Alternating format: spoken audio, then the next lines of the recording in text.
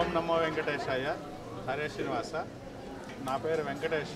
నేను తిరుమల తిరుపతి దేవస్థానంలో గత 29 సంవత్సరాలుగా పనిచేస్తున్నాను. దాసాహిత్య ప్రాజెక్ట్ నందు గత 22 సంవత్సరాలుగా పనిచేస్తున్నాను.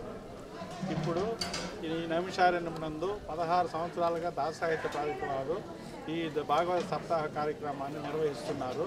అందులో భాగంగా నేను ఇక్కడ జరిగే కార్యక్రమాలకి ఏర్పాట్లన్నీ నేను ఏర్పాటు చేస్తూ ఉంటాను.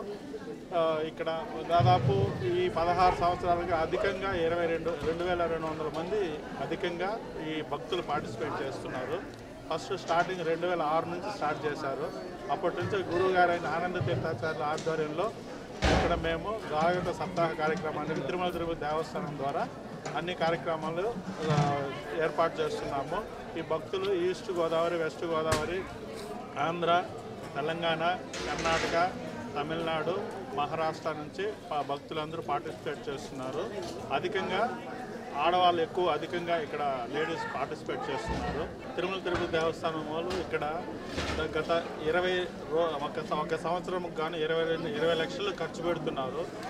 ప్రత్యక్షంగా 10 లక్షలు, పరోక్షంగా 10 లక్షలు ఖర్చు పెడుతున్నారు. అది ఏ విధంగా అంటే అక్కడ నుంచే ఇక్కడ ప్రతి ఒక్క ప్రొవిజన్ కానీ ఆ ప్రొవిజన్స్ అంతా తిరుపతి నుంచే తీసుకొచ్చి ఇక్కడ లారీ, ఒక బస్సు, 2 వ్యాన్ల ద్వారా తీసుకొచ్చి ఇక్కడ వచ్చే భక్తులకి అందరికీ తెల్లవారితో ఇక్కడ అన్నప్రసాదం ఏర్పాటు చేస్తున్నారు. తెల్లవారితో టిఫిన్, మధ్యాహ్నం భోజనం, రాత్రి భోజనం ఏర్పాటు చేస్తున్నారు. అదేవిధంగా మన సత్యనారాయణ ఇక్కడ ఈ దీంట్లో ఒకరోజు అదే పితృ కార్యక్రమము, ఒకరోజు సత్యనారాయణ వ్రతము, మిగతా రోజు డైలీ 5 రోజుకు ఒక హోమం చేస్తున్నారు. రోజు తెల్లవారుతో కన్నడంలో 2 గంటల పాటు కన్నడంలో భాగవత సప్తాహము, మిగతా తెలుగులో భాగవత సప్తాహ కార్యక్రమం రోజంతా జరుగుతూ ఉంటుంది. సాయంకాలం ఉంజుల సేవ, సంగీత కార్యక్రమాలు, భజన కార్యక్రమాలు ఇక్కడ నిర్వహిస్తున్నాము. భక్తులకందరికీ ఈ భజనా మండలి వాళ్ళందరూ తెల్లారితో పల్లకోత్సవం జరుపుతున్నారు. ఆ పల్లకోత్సవంలో కోలాట కార్యక్రమం కూడా జరుగుతూ ఉంది.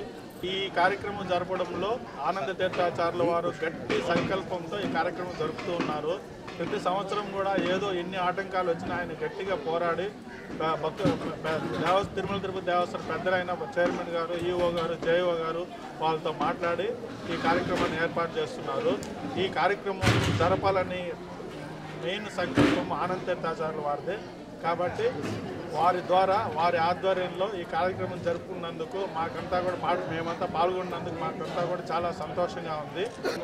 ఈ కార్యక్రమం ఇంత జరిగించినందుకు దాసాహిత్య ప్రాజెక్టు వారికి, మన తిరుమల తిరుపతి దేవస్థానం వారికి, మా ఉన్నతాధికారులకు అందరికీ కూడా ధన్యవాదాలు తెలుపుతున్నాము. Hare Srinivas. Like and subscribe Eagle Media Works.